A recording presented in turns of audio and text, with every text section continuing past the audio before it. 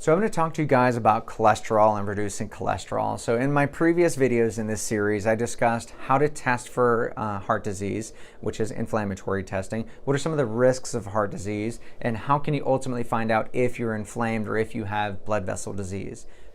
33% of people that have heart disease, their very first symptom is death. That's a scary statistic. 50% of people that have heart attacks have perfectly normal cholesterol levels. So in my previous videos, I've discussed how cholesterol is not the answer. And yes, that is true. Cholesterol is not the reason for heart disease to an extent. There needs to be an asterisk on that comment. If you have small, dense LDL and dangerous LDL particles, then yes, you are at increased risk for heart disease. But usually cholesterol in most people, in the majority of people, requires inflammation in order to land in the blood vessel. So we're going to talk about a few things that kind of proves this point.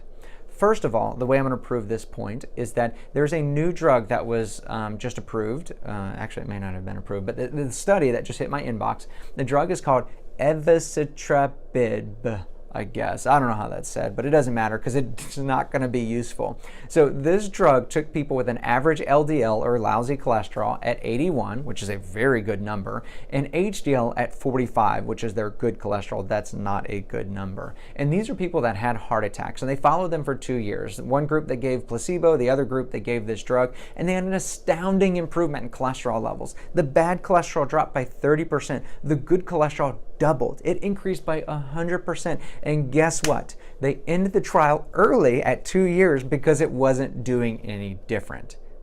People were still having a heart attack at the exact same time. They were still dying of the exact same things. So this drug did nothing. If that doesn't tell you that cholesterol is not the majority of the story, then I'm not sure what does. Remember the other statistic I gave you was that 50% of people that have heart attacks have perfectly normal cholesterol levels.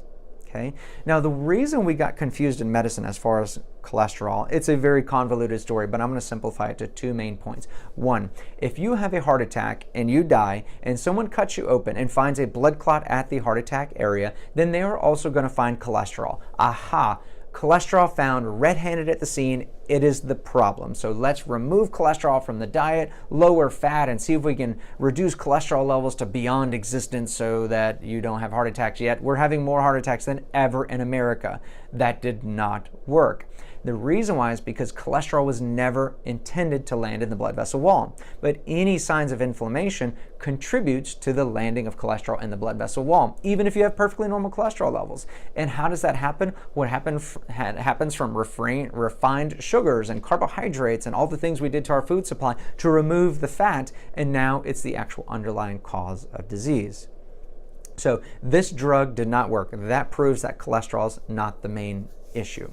The other reason we got confused as far as why cholesterol is not correlated to heart disease is that if you take people with familial hypercholesterolemia, these are the people with excessively high cholesterol levels, higher than you think yours is high. These people are double your level. So your LDL, if you're high, typically you're in the 160s or at least less than 200, most people. These people with familial hypercholesterolemia, their LDL can be at 375. In fact, that's the highest one I ever saw, and it was a very healthy 85-year-old.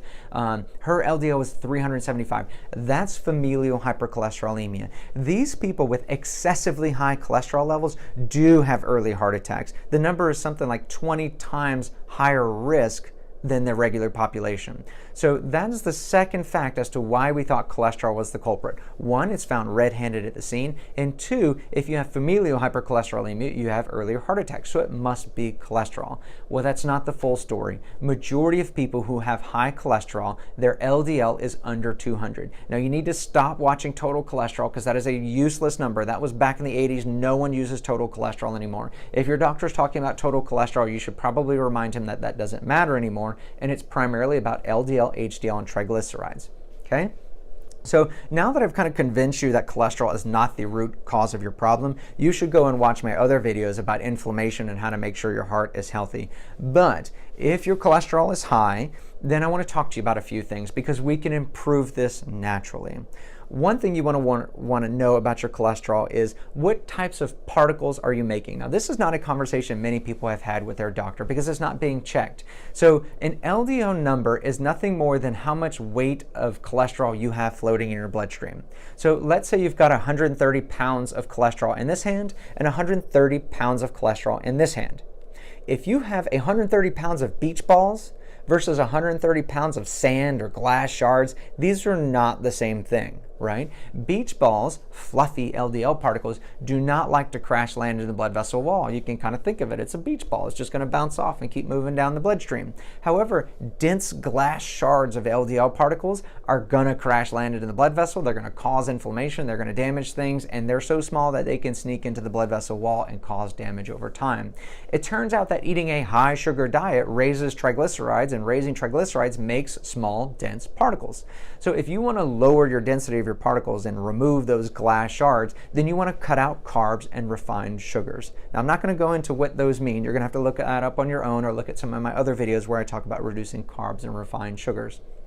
The way to improve the fluffiness of your particles is actually to eat more fat. It's counterintuitive to what we've been telling Americans since the 1950s. You eat more fat, and yes, your LDL may rise a little bit, but remember, that's just weight on a scale.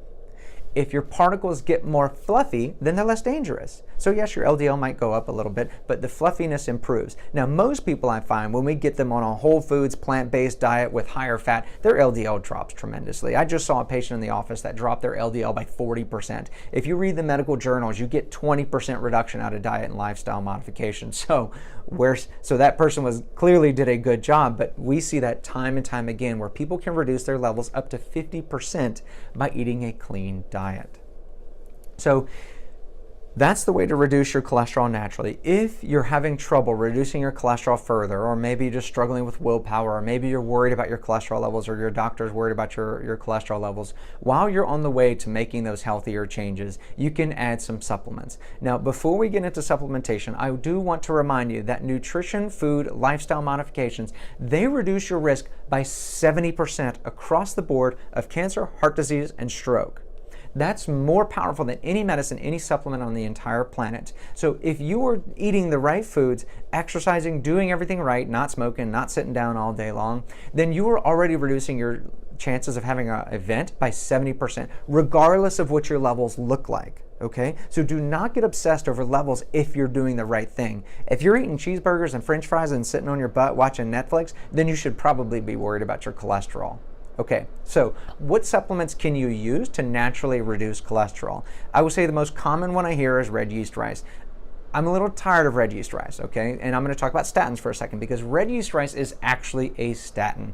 A good quality red yeast rice, which most of the ones out there on the market are bad quality and not doing anything anyway, but the ones we use, of course, are higher quality. But red yeast rice is just a statin. So it's hard for me to be a functional medicine doctor saying that we should not use statins because it causes brain fog and muscle weakness and dementia and increases your risk of diabetes if we're going to be using red yeast rice. In my opinion, that's kind of contradictory. So I have used it in the past because I did not have many options, and now I'm pulling people off of red yeast rice and instead using bergamot. So bergamot is a plant. It's a kind of a mixture of an orange and a lemon. I believe it grows in Italy or something like that. And the bergamot makes polyphenols that have shown to reduce cholesterol levels. In fact, there was a head-to-head trial comparing Crestor 10 milligrams to bergamot 500 milligrams twice a day. And guess what? Bergamot actually did a little bit better. Now, not a ton better, but nonetheless, it lowered bad cholesterol further, and it raised good cholesterol further, and it lowered triglycerides further. All the markers that you want to see. So I'm not going to say that Crestor's bad, although you can do your own reading. I don't use statins, but bergamot is equally as effective. So if cholesterol is a problem, if it is a problem, then use bergamot to reduce your levels, or at least attempt to reduce your levels while you're improving your diet and lifestyle. Bergamot is a little hard to find. It was actually just discovered and just made commercially available in January of this year. As far as I know, the only people making it are Orthomolecular. Now, side note, be careful. You can find Orthomolecular prices on Amazon, but they're generally twice as high as any retailer selling it. So if you need an Orthomolecular product, then I've got a HealthWave account that you're welcome to email us and open up with. I think the Bergamot runs like $100 on Amazon or $98 or something like that, and that's way too expensive. So bergamot's a good way to reduce cholesterol, improve good cholesterol. Niacin is probably the second most common other than red yeast rice that's used. So niacin I'm a little indifferent about. Niacin does reduce LDL, it does increase good cholesterol, and it does reduce triglycerides. However, whenever niacin was studied in the conventional medical studies, it really didn't show any benefit on outcomes. And that's what we're doing things for. We're trying to improve your outcome. I don't want beautiful numbers on a page if you're going to die in a year. That's not our point. We want you to live a long, healthy, prosperous life. So we're not just going for numbers on a page. So niacin, my concern in the back of my head is always that, yes, it's making pretty numbers, but is it actually doing what it's supposed to? So I don't regularly use niacin to control cholesterol levels. What I do frequently use niacin for, although we're still a little early and premature in this, is that some people, 10% of the population, makes a genetic component that's added to their cholesterol particles called LPA, or LP little a, or lipoprotein A. These 10% of the population are at slightly higher risk for heart disease than other patients. The reason why, or the studies show that 10% of the people have it, but 30% of people that have heart attacks have this finding. So obviously it makes your particles a little more sticky, a little more likely to cause heart disease. But that does not mean you are going to have heart disease. It just means that you can't be the cheeseburger eating smoker that lives to 90 a healthy life. Everybody knows a 90-year-old smoker that somehow lived that long. We don't know how. Miracles. So niacin is the only thing that has been shown to reduce these lipoprotein A particles. Many times it takes high doses, and niacin is not a lot of fun. If you've ever had a hot flash on niacin, you know it's not a lot of fun to take. So because it hasn't really improved outcomes, I'm not a big fan of niacin, although I do use it to reduce these LP(a) particles. Many practitioners will go really high on niacin, up to 4,000 milligrams in order to reduce the LP(a). I don't feel like the data is there yet, although I'd be happy to contradict myself in the future about how awesome niacin is. But right now, niacin's not really there. Bergamot seems to be leading the pack, but the best way to reduce your cholesterol is movement of any type. Eating less carbs and refined sugar, eating more healthy fats, olive oils, avocado oils, coconut oils, all the healthy fats that you can get into your body, and eating as many vegetables as you can get in your mouth.